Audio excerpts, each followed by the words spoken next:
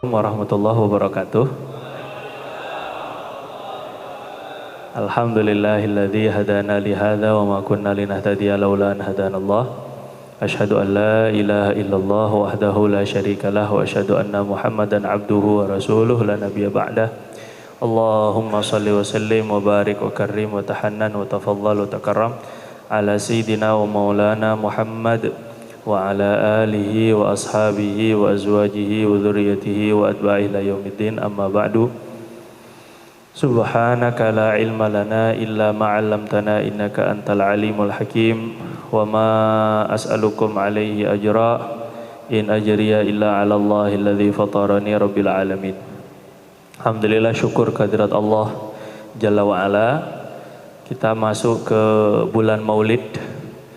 Alhamdulillah Allah pertemukan dengan bulan Rabiul Awal. Rabi artinya musim semi, musim bermekaran bunga-bunga, itu namanya Rabi. Jadi Rabiul Awal itu artinya biasanya kalau di Arab sana sedang bermekaran bunga-bunga. Nanti Rabiul Tsani biasanya 2 bulan. Musim semi itu biasanya 2 bulan. Jadi 1 bulan pertama disebut Rabi Awal, Rabi yang pertama, musim semi pertama, dengan Rabiul Akhir, musim semi kedua. Jadi lawannya itu Kharif, namanya musim gugur. Jadi sebagaimana Allah Subhanahu wa taala sampaikan kita kepada Rabiul Awal, bulan kelahiran Nabi, Maulid artinya hari kelahiran. Kita juga ingin lahir dalam hati kita kecintaan kepada Nabi. Lahir dalam diri kita kecintaan kepada sunnah-sunnah Nabi. Lahir dalam hati kita kekuatan untuk mengikatkan diri dengan Nabi SAW.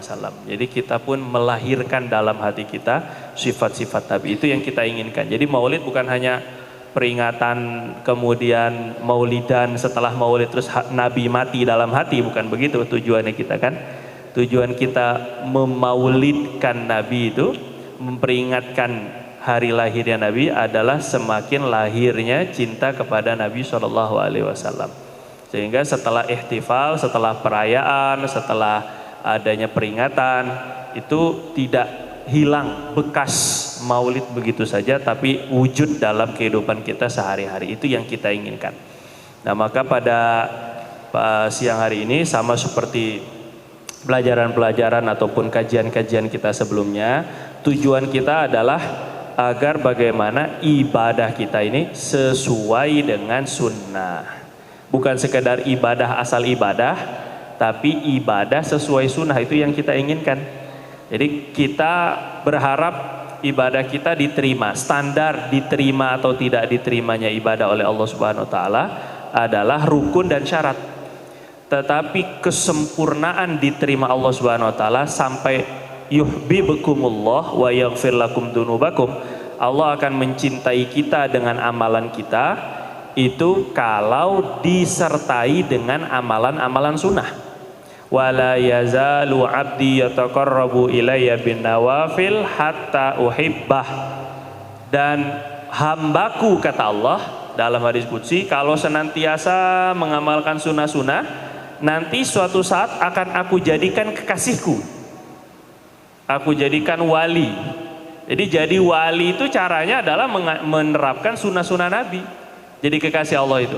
Fa idza ahbabtuhu, kalau aku sudah mencintai seorang hamba itu, kata Allah, kuntu sam'ul ladzi yasma'u bih, aku menjadi pendengarannya. Artinya pendengaran itu dijaga oleh Allah Subhanahu wa taala dari pendengaran yang tidak benar, yang tidak bagus. Wa basarahul ladzi yubsiru bih, aku menjadi penglihatannya. Wa yadahu allati yabtishu biha, jadi tangannya. Wa rijalahu allati yamshi biha, jadi kakinya. Wala in sa'alani la u'tiyannah, kalau dia berdoa aku kabulkan. Wala in ista'adzani la u'idannah, kalau dia minta perlindungan aku lindungi dari semua yang dia takutkan. Itu yang kita inginkan daripada menjadi kekasih Allah melalui jalur nawafil, hal-hal yang dianjurkan dan disunnahkan oleh baginda Nabi SAW. Nah, pelajaran kita wudhu alhamdulillah udah habis. 2 minggu yang lalu sudah digantikan lagi, ya saya minta maaf ya karena sering digantikan. Ya semoga nanti kalau saya wafat pun tetap akan berlanjut kajiannya ini kan. Ya, jadi kita ini belajar untuk ditinggalkan kalau bahasanya Abi itu ya. Nah ini kemarin ada sunnah-sunnah Nabi itu ngangkat, sunnah-sunnah wudhu itu adalah ngangkat tangan ketika doa, dengan dalil Nabi itu ngangkat tangan ketika doa sebelum perang Badar. Habis-habisan itu ampun-ampunan Nabi SAW. Kalau Nabi saja ngangkat kedua tangannya, masa kita ini cuma naruh tangan di paha? Ini kadang-kadang imamnya udah doanya sungguh-sungguh panjang lebar, makmumnya Allahu Akbar, amin. Tangan itu di bawah gitu, amin. Ini rasa-rasa gak matching gitu ya, antara imam dan makmum tuh gak sesuai hatinya itu kan. Kalau imamnya udah angkat tangan, udah amin, apalagi yang lebih parah udahnya bismillahirrahmanirrahim, imam baru ngangkat doa, baru alhamdulillahirrahmanirrahim, makmumnya kabur. Ini lebih parah lagi nih. Allahu Akbar. Agak-agak ya, kalau terdesak, urusan mendesak itu cerita lain, itu mah memang sudah takdirnya. Tapi kita harapkan kalaulah misalkan pun kita nggak kenal siapa imamnya, kita nggak tahu apa yang dibaca, setidaknya husnuzon itu bagus. Kita tetap berprasangka baik kepada imam. Mungkin jangan-jangan imam yang berdoa sudah bersih dosa-dosanya. Mungkin jangan-jangan imam yang berdoa ataupun juga siapapun yang berdoa mungkin sudah diijabah langsung doa-doanya. Mungkin beliau sudah dijamin dengan surga yang tertinggi pada hari kiamat. Kan kita nggak tahu. Jadi kita aminkan itu nggak ada salahnya. Toh juga nggak semua daripada kita hafal doa. Suruh ngedoa belum tentu pada bisa. Robbana atina fid dunya hasanah, ujung-ujungnya kalau mentok hafalan udah nggak ada, udah Robbana atina fid dunya hasanah wa fil akhirat ada, itu doa paling mustajab, udah paling makbul. Nah kalau kita sudahnya nggak bisa berdoa panjang, setidaknya ketika ustadz-ustadz, ketika para alim, para kiai, para sesepuh-sesepuh kita berdoa, kita aminkan, sekiranya nggak mendesak, jangan kabur, jangan lari, doa saja, angkat tangannya, nggak jadi masalah. Allah Subhanahu wa taala malu melihat hamba kalau udah angkat tangan nggak dikasih apa-apa.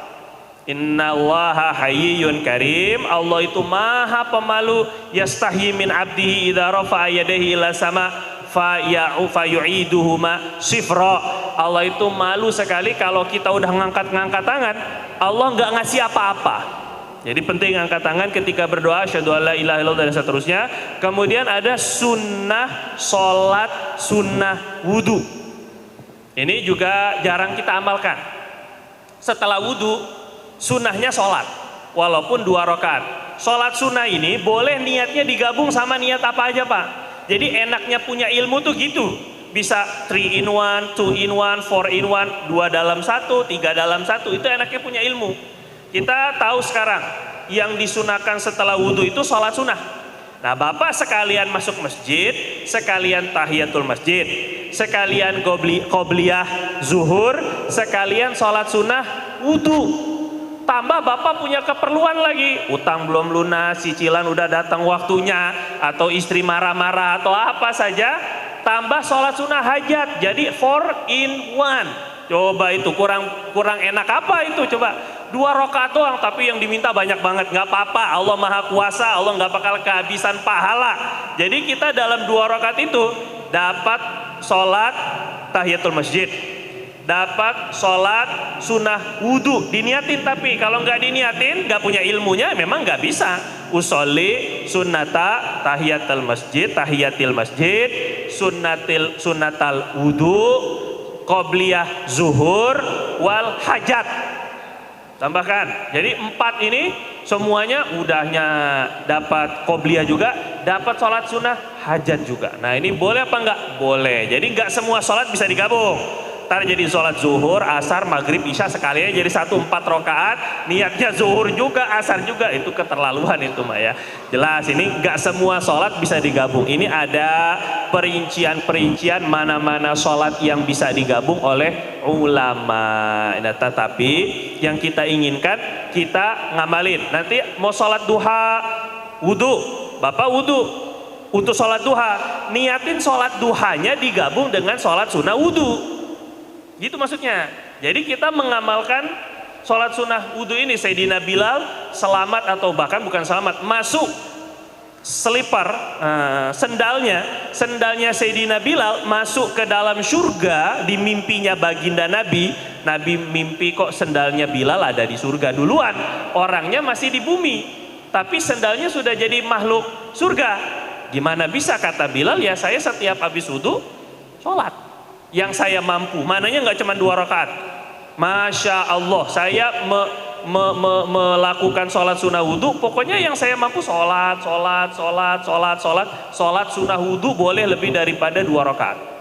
Nah ini juga nanti tahajud, begitu juga sholat sunnah tahajud gabung dengan sholat sunnah wudhu. Nah, jadi kita mengamalkan sholat sunnah yang menjadi asbab Sayyidina Bilal masuk surga, sudah dijanjikan surga sebelum meninggal.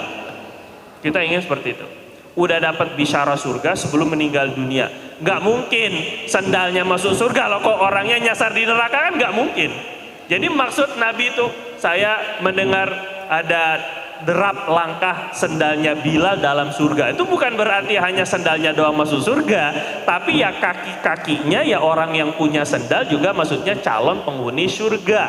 Ternyata amalan yang paling diharapkan atau paling dilihat besar pahalanya sehingga melayakkan Sayyidina Bilal masuk surga, sholat sunnah wudhu. Habis sunnah wudhu sudah kita pelajari, tinggal apanya? Prakteknya. Kalau boleh, mana Bang Yopi tadi? Bang Yopi ada. Kalau misalnya sekiranya kita bisa praktek dengan air, saya praktekkan dengan air. Tapi kalau sekiranya nggak bisa, ya sudah praktek simulasi non air. Berarti ini kan wudhu kering lah kan, ini bukan wudhu basah aja kan. Ada, bisa. Kalau nggak bisa kita, Bang Yopi bisa. Masya Allah, sigap ini ya. Plastiknya ada. Nggak mungkin saya wudhu di sini. Jadi saya izin wudhunya di atas mimbar Pak Haji ya. Jadi minta maaf kalau agak duduk di atas. Ya memang masalah wudhu doang kayak begini. Masalahnya sahabat pun juga praktek. Ya, jadi bukan mengada-ada dari buku yang Bapak baca, itu kan teorinya. Dan ini nggak mungkin diajarin di kuliah fakultas tarbiyah, nggak ada. Nggak ada. Kalau nggak percaya coba ya tanya dosennya, pernah nggak wudhu depan mahasiswa? Nggak pernah kan? Nah ini adanya itu di masjid. Karena Sayyidina Utsman praktek, Sayyidina Abdullah bin siapa itu? Sayyidina Abdullah bin Zubair kalau tidak salah pun juga dalam, atau Abdullah bin Zaid, maaf, Abdullah bin Zaid pun juga praktek, dan Nabi sendiri Sayyidina Ali pun juga praktek. Jadi ada beberapa sahabat-sahabat Nabi yang meriwayatkan hadis tentang wudhu, tata cara wudhunya Nabi itu justru malah dipraktek. Baru jadi hadis tuh dengan tulisan. Jadi praktek dulu baru ilmu tuh, begitu lebih kurang nih kan ininya. Gede sekali ini kan. Ya nggak apa-apa. Nggak apa-apa ya, Kang kamera nggak apa-apa ya. Terus duduknya di mana? Nah nggak ada tempat. Kalau jalan jongkokan, kalau ada jongkokannya boleh kita wudhu sini. Saya di Azikro sampai mempraktekkan sholat sampai naik-naik ke atas ini, coba ini kan dulu tuh dikerjain sama Azikro ya. Tapi alhamdulillah manfaat, semoga Allah kasih manfaat. Nah, jadi kita tidak melihat wudhu doang, saya udah bertahun-tahun wudhu. Ya ini cuman ngikut-ngikut lah Pak ya, ngikut-ngikut gaya sahabat, ngikut-ngikut gaya orang soleh. Walaupun saya bukan orang soleh, yang walaupun pasti wudhu saya pribadi masih banyak kurang kesempurnaan, ya sini aja Pak. Kan nanti kameranya nggak kelihatan maksudnya. Saya di kanan boleh, kiri, sunnah di kiri kanan nggak apa-apa. Nah, terus kemudian airnya mana? Air itu boleh, air minum, air mineral, le mineralnya biar ada manis-manisnya. Kan le mineralnya ada manis-manisnya nih kan katanya kan. Jadi biar wudhunya ada manis-manisnya katanya. Nggak masalah Pak, wudhu pakai aqua itu nggak jadi masalah. Yang saya mau praktekin adalah yang kita pelajari beberapa bulan ya, sampai beberapa bulan ini itu ya. Lama banget belajar. Nah pertama, Bismillahirrahmanirrahim. Jadi pertama itu adalah, ini banyak kamera ini, jangan terkenal ini ya Allah, naudzubillah minasyuhrah. Ya, jadi yang pertama buka tangan, buka lengan baju itu kiri dulu. Ini sunnahnya, ini jarang sekali dipraktekkan ini. Tapi kata Syekhuna, Syekh Nuruddin, ini yang mengamalkan ini Syekh gurunya beliau. Maksudnya yang memperingatkan ini benar-benar detail dalam masalah seperti ini. Guru beliau Syekhina, guru dari guru kami, Syekh Ismail Usman Zain. Jadi sanadnya jelas saya ini ya. Jadi nggak ecek-ecek lah maksudnya saya ini kan nggak ngada-ngada itu ya. Nah, jadi buka itu dari kiri dulu, baru kanan. Nah, ini perhatikan dari sininya. Nanti ketika selesai wudhu, kanan dulu, baru kiri, gitu ya.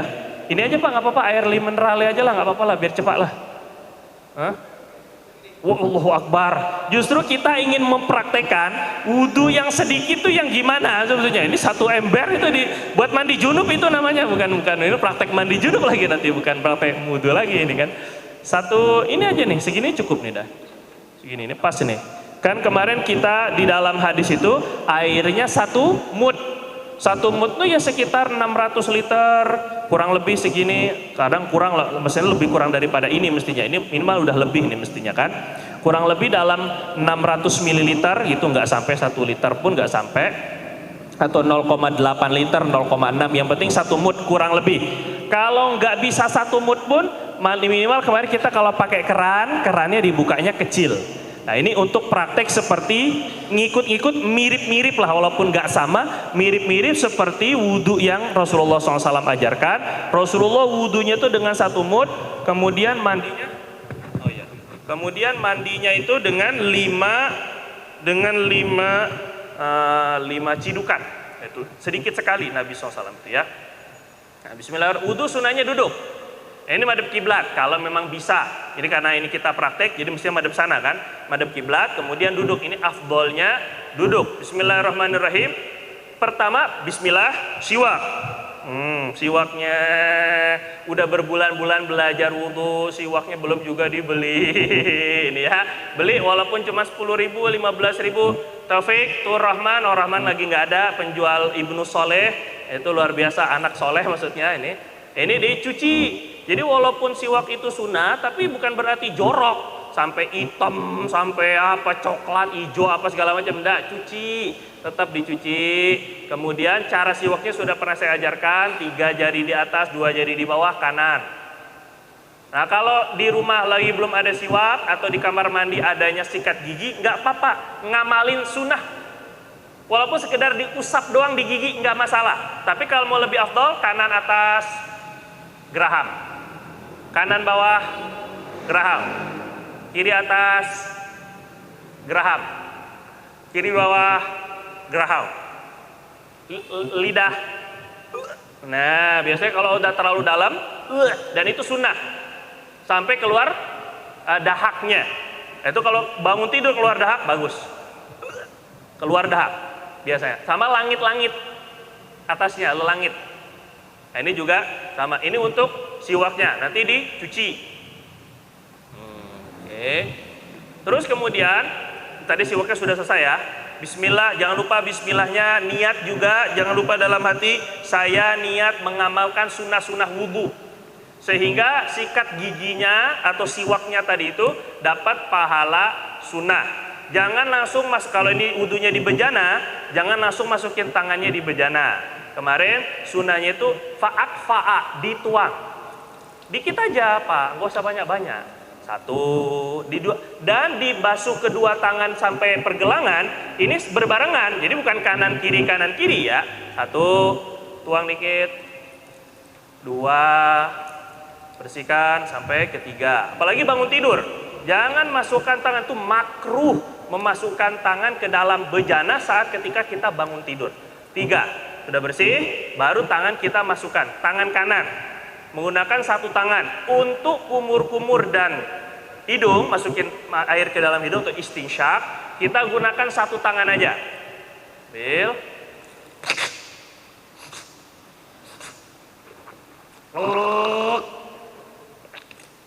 Nah itu sempurnanya.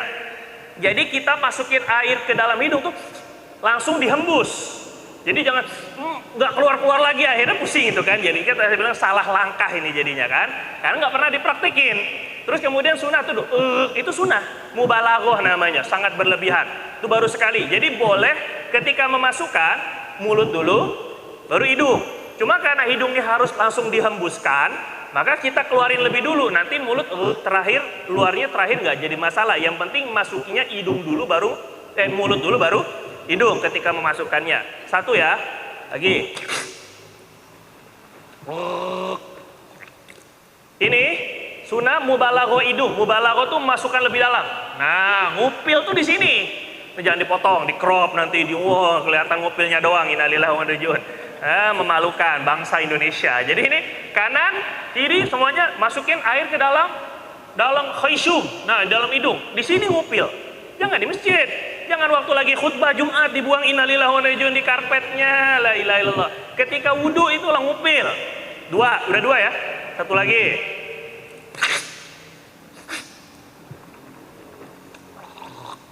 Pakai tangan kiri ngeluarinnya, hidungnya. Nah, ngupilnya pakai tangan kiri, jangan tangan kanan ya. Tangan kiri. Sudah, itu 3 kali, sudah. Jadi 1 kali ambil, kan, masuk, keluar. Mulut, hidung, sekali ambil. 2 kali ambil, mulut, hidung. 3 kali ambil, mulut, hidung. Ini latihan. Jadi bukan pakai 2 tangan, kebanyakan airnya. 1 tangan aja cukup. Seperti yang ada dalam hadis, 1 tangan. Kemudian apa? Muka pakai 2 tangan. Ya, jadi 1, 2 nanti gitu ambilnya. Pengambilannya muka pakai 2 tangan. Ambil dari atas. Saya buka nggak apa-apa ya. Apa botak sedikit ya kan, nggak apa-apa ya, Shaolin. Terus dari atas. Ini kena bawah juga kena. Ini sunnah. Nah, fama sahal ini Nabi mengusap kedua lubang matanya. Kenain. Bawahnya juga sama. Terus kemudian ambil lagi. Kurang maju. Nah, sekali lagi. Jangan lupa niat dalam hati pertama kali. Nawaitul wudu'a. Enggak apa-apa nih ya, dikit kena air.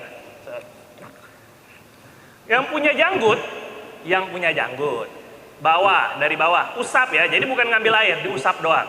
Diusap nggak perlu ngambil air dari bawah. Yang punya janggut, yang nggak usah gini-gini, ngapain tuh gaya-gaya doang ini ya. Nggak usah. Yang ada janggut dari bawah, 1, 2, 3. Ini khusus dari bawah. Yang punya janggut, sudah ini khusus ya. Setelahnya apa? Tangan 1 tangan lagi. Tadi mulut 1, muka 2 tangan. Tangan 1 tangan lagi, tangan kanan. Dimulainya dari jari, ilal marafiq. Oke, dikit aja. Nah, jadi yang namanya mengalir tuh. Yang namanya mengalir itu yang penting ada tetesan-tetesan yang berjalan. Jadi bukan mengalir airnya dialirin begitu, bukan. Yang wajib mengalir itu yang penting ada tetesan air yang berjalan. Jadi kalau kita begini-ginikan pun tapi air tetesan masih mengalir. Ini namanya ghusl, membasuh. Jadi enggak mesti harus keran langsung begini. Enggak, kalau gitu gimana Nabi wudunya 1 mud? Kalau seandainya kita pakai keran langsung dialirin aja gitu. 1 ya baru ya. Kanan lagi. Baru diratain, dilebihin. Terus selang jarinya kata Imam Zakal Al-Ansori dari atas. Yang punya kuku masukin airnya ke dalam kuku. 2, 3. Kiri sama. Naik. Jadi dari jari ke siku. Ya, lebihin. Sayyidina Abu Hurairah sampai ketek-ketek. Biar perhiasan dalam surga nanti sampai ketek-ketek semuanya, dihiasin juga. Nih atasnya. 2, 3. Ini nggak bakal bisa ngamalin kayak gini kecuali yang tahu hakikat sunnah, yang tahu pentingnya sunnah Nabi. Nggak bakal mau ngamalin ya kayak gini. Repot aja, wudhu aja repot. Ya emang karena nggak tahu pahalanya, karena nggak ngerti gajinya, itu aja maksudnya. 3. Repotan juga kerja kita sebenarnya. Terus ini ketiga. Sudah ya, 3 tuh, 2, 3 tuh, 2, 3. Kemudian kepala pakai 2 tangan lagi, usap. Jadi bukan ngambil air tapi usap aja. Usap, nggak ngambil. Ini renggang 2, taruh di pelipis belakang sampai ke tengkuk. Depan lagi. Kuping kenain. 1. Nabi rambutnya gondrong lagi. Yang botak polos, nggak perlu belak ke depan lagi, nggak perlu, sekali aja usap ke belakang cukup. 2. Kemudian lagi, ini perempuan juga begini sama. 3, nggak ada beda sunnahnya. 3, sudah ya. 1, 2, 3. Usap aja. Selanjutnya telinga pakai 2 tangan lagi, tapi usap 2 jari aja. Jadi bukan ngambil air untuk telinga, bukan. 2 jari khusus. Usap bareng ya. Tapi saya lihat di sini bareng. Diikuti. Yang ini ibu jari dari bawah depan. Sama, ini bareng. Terus 1, 2, 3. Khusus lubang telinga pakai kelingking. Habib Salim Asy-Syatiri. 1. Nanti mewudukan mayit kan juga begini nanti. 2. Nah ini congek-congeknya terkeluar ini. Congai-congainya ini kan. Baru kemudian khusus daun telinga. 1, 2, 3. Sudah, baru kaki. Nah ini sisanya masih banyak. Ya kaki ini yang paling perlu banyak karena dituang. Dikit aja. Dari bawah, kelingking kiri dari bawah. Maaf ya, maaf ya. Dari bawah.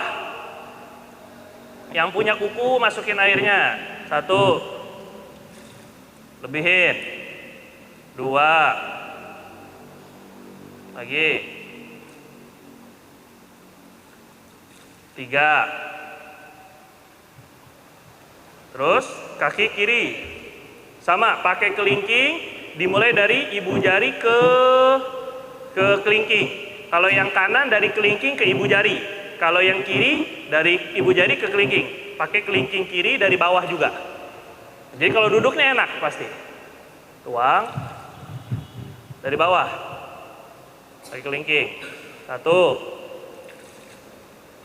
2. Ini minta maaf agak banyak karena tuangannya begini. Kalau bukan gayung dikit ya. Nah lebar tuangnya. 3, dilebihin aja. Nggak masalah.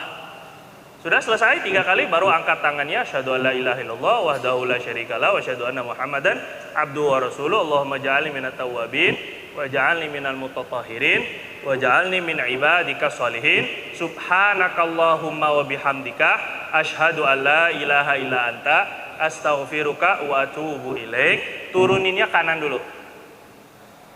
Baru kiri. Nah, ini yang sesuai dengan yang kita pelajari di buku itu dari beberapa bulan yang lalu.